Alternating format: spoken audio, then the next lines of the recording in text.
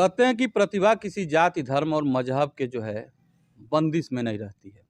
अगर आप में प्रतिभा है तो वो वक्त पे जो है अपना नूर दिखा ही देता है, असर दिखा ही देता है। आज हम जिस प्रतिभा के साथ बैठे हैं, आपको बताते हुए हर्ष हो रहा है कि ये प्रतिभा एक पीसीएस अधिकारी बन करके बैठी हुई है। तो सबसे पहले हम इनका स्वागत करते हैं। बहुत बहुत बधाई आपको इस उपलब्धि के लिए। अपना नाम बताएं। मेरा नाम आकांक्षा गौतम है। आकांक्षा जी, आपने पीसीएस का परीक्षा जो है कंप्लीट किया है। ये इतना कठिन परीक्षा होता है जिसको पास करने का सपना बहुत बड़े-बड़े लोग देखते हैं, बड़ी-बड़ी फैमिली देखती है।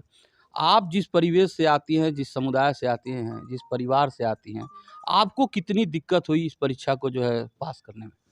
देखिए, ज़ाहिर-सी बात है, महाराजगंज ज़िला है मेरा हुँ, और हम लोग जो पैतृक गाँव है हमारा वो संत कबीर नगर ज़िले में पड़ता है। दोनों ही क्षेत्र हम लोग के पिछड़े क्षेत्रों में आते हैं हुँ, और जो कठिनाई पहली ये थी कि हम लोगों के ही क्षेत्र में पढ़ाई का बहुत ज़्यादा साधन उपलब्ध नहीं है। हाई हुँ, स्कूल के बाद हम लोग को घर छोड़ देना पड़ता है। घर छोड़ के बाहर की तरफ जाके कहीं बाहर हायर एजुकेशन को परस्यू करना पड़ता है। उसके लिए हम लोगों को एक तो विल पावर चाहिए होती है हुँ, कि आखिर अगर आप बाहर जा रहे हैं तो क्योंकि आपसे समाज जो आपके रिश्तेदार हैं ये एक्सपेक्ट करते हैं कि आप बाहर में पढ़ाई कर रहे हैं तो ज़रूर आपका रिजल्ट अच्छा आना चाहिए। आपके ऊपर इतने रिसोर्सेज़ लगाए जा रहे हैं घर के, जो अदरवाइज़ किसी और के ऊपर भी लगाए जा सकते थे।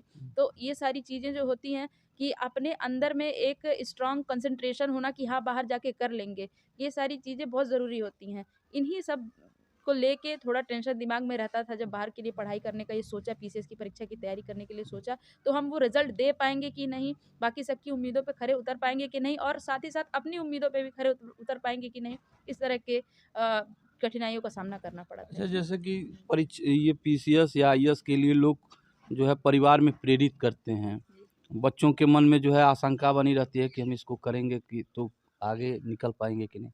आपको कौन प्रेरित किया और आपके मन में ऐसी आशंका थी कि? जी, बिल्कुल मेरे मन में वो था आशंका बनी हुई थी कि हो पाएगा या नहीं हो पाएगा। लेकिन मेरे पिताजी का इस पूरी जर्नी में शुरू से लेके इसकी तैयारी शुरू करना और आज यहाँ तक अचीव करना, इसमें पिताजी का मेरे बहुत ज़्यादा रोल रहा है। उन्होंने हर स्टेज पे पिछले ये मेरा क्योंकि तीसरा प्रयास था हुँ, और पिछले 2 बार से मेरा प्री ही क्वालीफाई नहीं हो रहा था। हुँ, तो वो होता है कि और ज़्यादा मन में बैठ जाता है कि जब प्री ही नहीं निकल रहा है तो आगे का क्या होगा? हुँ। लेकिन ये है कि इन सारे प्रोसेस में मेरे पिताजी ने मुझ पे काफ़ी भरोसा दिखाते हुए मुझे आगे बढ़ने के लिए सपोर्ट किया हर स्टेज पे। तो प्रेरित करने की बात कहें तो पिताजी का ही इसमें ज़्यादा हाथ है। आजकल के बच्चों में देखने को जो है ज़्यादा मिलता है कि जब बच्चे थोड़े से बड़े होते हैं, तो उनका जो है डाइवर्सन जो है पढ़ाई से दूर हो जाता है। वो मोबाइल पे अपना समय व्यतीत करते हैं, पढ़ाई पे कम। या फिर देखा जाए तो वो जो है थोड़े से और बड़े होते हैं, तो उन राह से भटक जाते हैं, नशा की तरफ जो है उनका रुझान हो जाता है या कुछ गलत संगत में जो है। ऐसे बच्चों को आप अपनी उपलब्धि के ज़रिए जो है क्या संदेश देना चाहेंगे? देखिए, आपने बहुत अच्छा प्रश्न किया है। ये आजकल जो आप बता रहे हैं, ये भी बहुत ही कॉमन चीज़ है सोसाइटी में कि बच्चे ज़रूर भटक जाते हैं। इसका हम जो एक कारण समझते हैं, वो है कि लक्ष्य की कमी होना। जीवन में लक्ष्य का निर्धारण समय पे ना हो पाना, ये काफ़ी नुकसान कर देता है क्योंकि आपको जब अपना एक एंड गोल नहीं दिख रहा है कि आपको वहाँ तक पहुँचना है, तो आप उसकी दिशा में परफ़ॉर्म कैसे करेंगे? आप हुँ, शुरू कैसे करेंगे? हुँ, दूसरा ये कि खुद से लक्ष्य डिसाइड करना और समय पे गाइडेंस ना मिल पाना।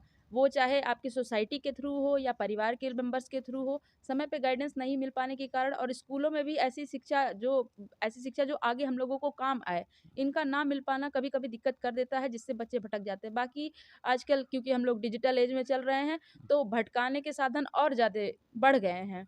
तो ऐसे बच्चों के लिए हम यही कहना चाहेंगे कि अगर आपके दिल में ज़रा-सा भी कोई भी किसी भी गोल को लेके अगर इमेज बन गई है, तो आप वहीं से काम करना शुरू करें। ज़रूरी नहीं है कि बहुत बड़ी संस्था से जाके और बहुत बाहर ही जाके कि दिल्ली, बम्बई जाएँगे तभी तैयारी हो पाएगी। आप अपने स्तर से तैयारी करें। जब आप तैयारी करना शुरू करते हैं, जीवन आपको मौका देता है और आगे बढ़ने का। आपने कहा कि लक्ष्य जो है निर्धारित करना चाहिए।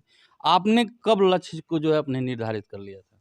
देखिए 2020 में मेरा ग्रेजुएशन पास आउट हुआ है, हुँ, तो उस टाइम तो मेरे दिमाग में था कि हम क्योंकि कंप्यूटर साइंस से बीटेक है, तो हुँ, इसी क्षेत्र में जाके कुछ करेंगे। हुँ, सिविल सर्विसेज़ को लेके दिमाग में भावना थी कि करेंगे, लेकिन वो होता है कि बड़ी परीक्षा है और अचानक से नहीं आ पाता है इतना वो कि आप एफर्ट लगा लेंगे इसमें या कर लेंगे। हुँ, लेकिन फिर 2020 में हुँ, कई सारे नॉन टेक एग्ज़ाम्स में हम अपीयर हुए, तो उसमें परफॉर्मेंस अच्छा था हुँ, और फिर क्योंकि कोरोना पीरियड था, तो घर पे भी काफ़ी दिन तक थे। हुँ, तो इन्हीं सब के दौरान उन सारे एग्ज़ाम्स को जब दिया और परफ़ॉर्मेंस अच्छी आई, तो डिसाइड किया क्योंकि जब करना ही है, तो यहीं से शुरू करते हैं। हुँ, तो 2020-21 के आस-पास एकदम से जो वो होता है कि फुल एंड फाइनल इसी क्षेत्र में जाना है, हुँ, वो इसी 2020-21 के दौरान ही किया था। रह गई बात उसके पहले की, तो दिमाग में चीज़ें थी, लेकिन हुँ, वो था कि हम लोगों के दिमाग में होता है पहले हम लोग फाइनेंशियली स्टेबल हो जाएँ, हुँ, फिर आगे कुछ करते हैं। जैसा कि आपने बहुत सारे कैंडिडेट्स को देखा होगा कि वो पहले कुछ साल जॉब करते हैं, फिर हुँ, जॉब छोड़ के कॉर्पोरेट सेक्टर की फिर वो तैयारी शुरू करते हैं। हुँ। तो कहीं न कहीं ऐसा ही मेरे भी दिमाग में था, लेकिन क्योंकि उस टाइम परिस्थितियाँ कुछ ऐसी बनी कि डायरेक्ट इसी तैयारी पे आना पड़ा, तो वहीं से आगे बढ़े हम। तो जैसा कि आपने देखा कि ये बिटिया जो है, ये अपने लक्ष्य को निर्धारित की और उस लक्ष्य को जो है अचीव करने के लिए जो है मेहनत की, प्रयास की। परिवार का भी जो है काफ़ी सहयोग रहा इसको जो है प्रोत्साहित करने में और आज इसने जो वो सफलता प्राप्त कर ली। बाकी अपनी प्रतिक्रिया हमें कमेंट में ज़रूर बताइएगा। ऐसे बच्चों को जो है आशीर्वाद भी दीजिएगा। मिलते हैं अगले खबर के साथ, तब तक के लिए नमस्कार।